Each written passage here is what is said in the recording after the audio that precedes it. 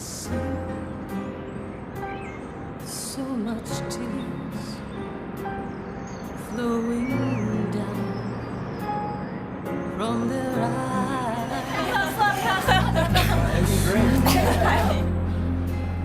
So much pain through the frowns and restless cries.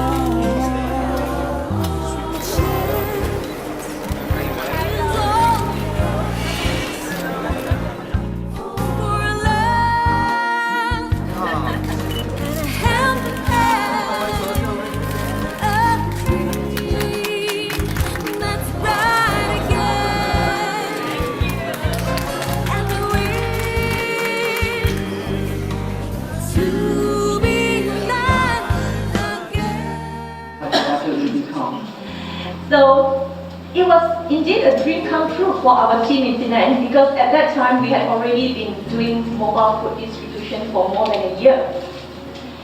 And so moving forward from the kind offer of sponsorship, here we are this morning. So I would like to everyone to give a big round of applause to the man who is responsible for pushing KSK Penang to another milestone, Mr. Lim Han Sui.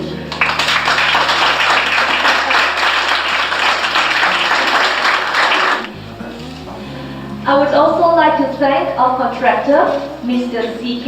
Is he here this morning? Okay, Mr. CK, he's our contractor. Because this building had been abandoned for more than 10 years, so a lot of renovations work needed to be done for it to be able to serve its intended purpose. So Mr. CK himself donated a lot of building materials and also his time and his effort to put this whole place together. So I'd like to thank CK for that, wherever he may be. You know, as I'm standing here talking, something just dawned on me, is that the surname of the Chief Minister of Penang is Lim. The sponsor of this building, his surname is Lim. And the lady who is running this place, her maiden surname is Lim. So I hope this is not a plot to turn it into a Lim clan association. Well, this building is a living proof that KSK is serious about our fight against homelessness. And above all, I hope it sends a strong, clear message that as our nation progresses, we're not going to leave anyone behind, no matter who you are and what your background is.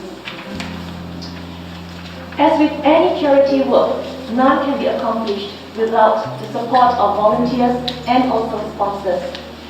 So I'd like to thank everyone deeply, and I'm immensely grateful to everyone who has put in your time, your effort, and your financial help to KSK. Again, I thank everyone for making KSK part of your social responsibility mandate, and I hope that more people will step forth to follow your path. Thank you everyone for coming here again, and I hope you have a great weekend. Thank you.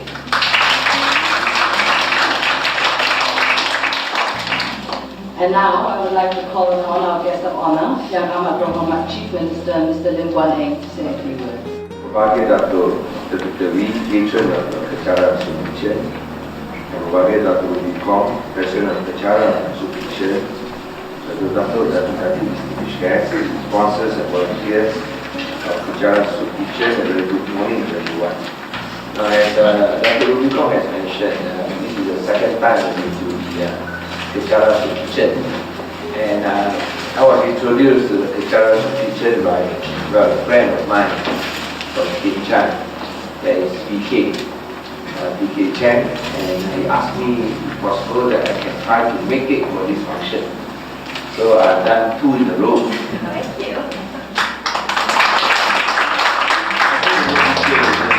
You tell him that come 2 in a row and I've not seen video once. I'd like to thank Mr. Lim, the owner of this premise, and also the lady running. Who is the lady running this? Lim? Oh, Lim running. So I think 拜在恭喜你了哦。But I think this shows that when you talk about charity and compassion for the poor and also the unfortunate, I think Penang compassion and love knows no bounds. And it is I think it is this quality that makes us proud to be Penangites. And it's just not, as I said, Kechara Soup Kitchen, but there are many other voluntary groups out to help those who are lacking in the basic necessities. And the latest effort by the Kechara Soup Kitchen, where food is offered to everyone, regardless of race, religion, or even gender, is something that is praiseworthy. And this is also in line with the state's government aspiration. When we want to, as I said, to move forward, not only do we try not to leave anyone behind, but I think most important is that we must show that we care. And even though Penang has some of the best facilities available, yet we know that some of these homeless people want to be homeless because they want to be free. If you have been to Silver Jubilee, have you been to Silver Jubilee old folks home? I think that is one of the best old folks home run by the government, run by the state or the federal government. It is not a privately driven, as I said, old folks home. But we have been to Silver Jubilee. Who have been to Silver Jubilee? Put up your hand. Is it good? Huh? Comfortable? With most of the facilities in place? Until I say when I retire, so I think of moving in there. And it is run by the state government. It's not, if it's a private entity, if it's a private effort like Kechara, you would think that, oh, this is something that, that we admire, but because it is privately driven. And the unfortunate aspect about Malaysia is that private effort always exceeds and surpass the efforts by the state or federal agencies, even though they have all the funding available. But here in Penang, we try to make sure that the government agencies perform as well as all these private efforts. And one of them is, of course, the Silver Jubilee Board, where I think we can at least say that it is an effort that, with the support of not only the private sector, voluntary groups, from the society at large, but also from the state government, that we have an old folks home that we can feel proud of. And with this type of facilities available, of course, there's great demand for a place. But I think in Penang, my counselor tries, my EXCO member does regular operations to see whether we can put these vagrants off the streets. But he tells me that many of these vagrants do not want to stay in old folks' home. Not because all the facilities are not good enough, because they want to be free. They are free spirits like many Penangites. And they prefer to roam around. So even though we have to do operations now and then, but yet for them, I think freedom is more valuable than anything else. So this is something that we can appreciate, because we have also been denied our freedom. And in Penang, we value not just freedom but also freedom of speech.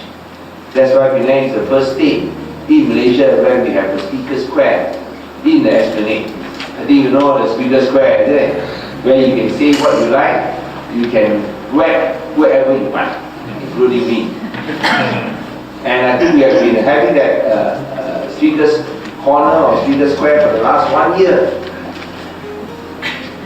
And I think that that is something that is very unique in Malaysia, because it's the only Speaker Square that is still existing and functioning. And I think this proves that for Malaysians, especially for Penangites, that we can exercise our rights responsibly, and most important, at least in Penang, you can say proudly that we have not only freedom of speech, we also enjoy freedom after speech.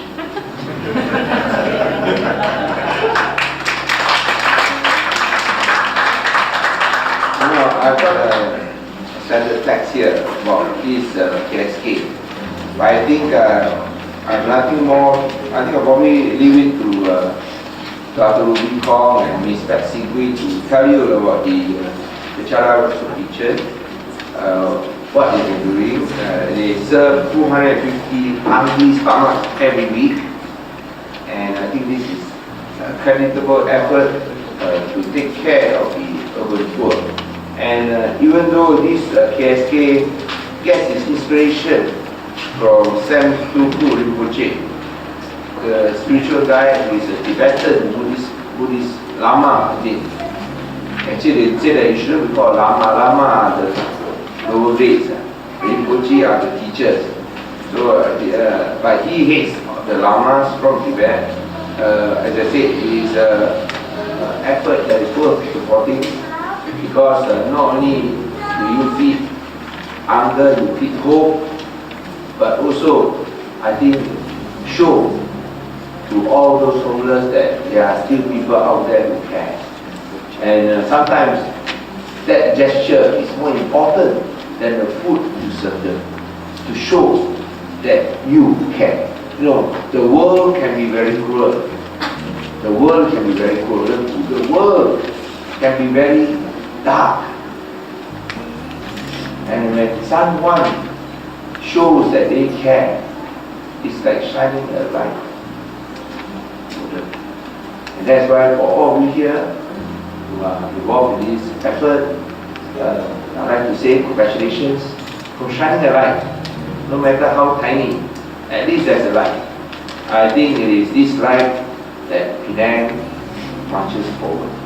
Let us shine the light, let it light up your life, and I'm sure you will be delightful. Thank you very much.